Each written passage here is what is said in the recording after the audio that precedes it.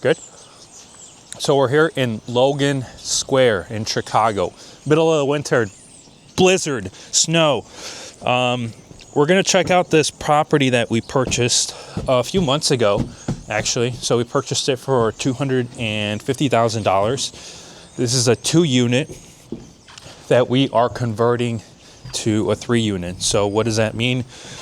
In the basement, which we can't see, we dug out, literally dug underground to make the ceiling height a lot bigger, right? So from a 2-unit, adding value, converting it to a 3-unit, which should give us probably an additional $300,000 to $250,000 worth of value, right? So we're completely changing the layout of this place. As you can see, this one is down to the studs. So again, purchase it at $250,000. We're gonna add a renovation of around $400,000 to $450,000 of renovation. So basically a completely new build, right? We got a bunch of lumber. There's no electrical, no plumbing in here, nothing. Down to the studs.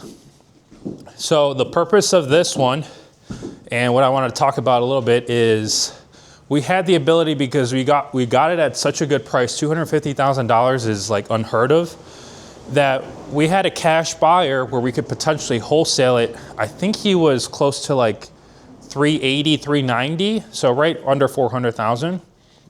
So it's very, very tempting for you to just say, hey, I'm gonna wholesale this. I'm gonna make my quick, let's just say $150,000, $180,000 and be done with it, right? But you don't necessarily wanna do that. Think about the long term, right?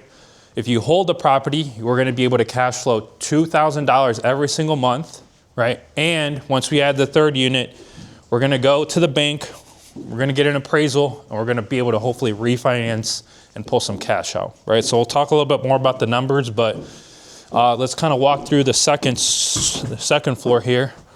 As you can see, everything is, this is a piece of shit. So let's walk down up here. I think they started some work on this 2nd floor. Again, ideally, we're converting everything or each floor to 3-bed, 2-bath, which maximizes the space and gets us higher rents, right? So again, just the framing, which we have, the bedrooms, some of the bathrooms. Again, there's no plumbing yet in here, no electrical, but this is what it looks like up here, and this is what most properties look like when there is no drywall up yet or anything like that, right? We're not doing anything with the attic. Big hole right there, which is a new window. But again, the way that you want to buy a rental property is ideally using the BRRRR method. And you see it online, it's like, what the hell is a BRRRR method? So you buy the property, that's step 1. Ideally, you purchase it cash using hard money, private money, something like that. Then you're gonna go ahead and rehab it. So we bought it at $250,000, rehabbing it $450,000, let's just say, to make it easy. So let's just say we're all in $700,000, right, with a purchase and the rehab. So BRRRR, buy, rent, or rehab. Then the next step is to rent out all the units, right? So we're gonna rent them out. We're gonna go to the bank and we're gonna say, hey, we have this property that's fully rehabbed and it's already rented out. What's the value of this house? Ideally, hopefully, we're gonna be able to get this at $1.3 to $1.4 million. So once we go to the bank, they're gonna say, hey, the value of the property is $1.3 million. So they're gonna give us 75% of that value, which is the other R. We're gonna then refinance.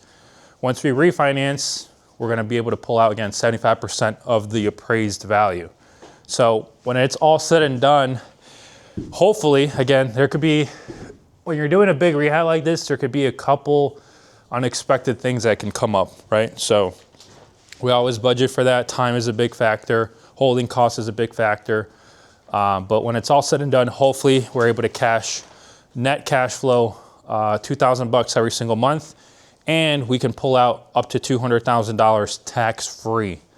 And we still own the asset. We still can get the appreciation, loan pay down, all the other factors that it comes with actually owning the property. So long story short, it might be tempting to do, hey, just sell this off as a wholesale, make my 200 right away. But if you have multiple exit strategies and you know what you're doing, you could hold on to the property, still make your 200 grand that you're gonna make from the wholesale, still cash flow, still get appreciation because you're in a very, very good area.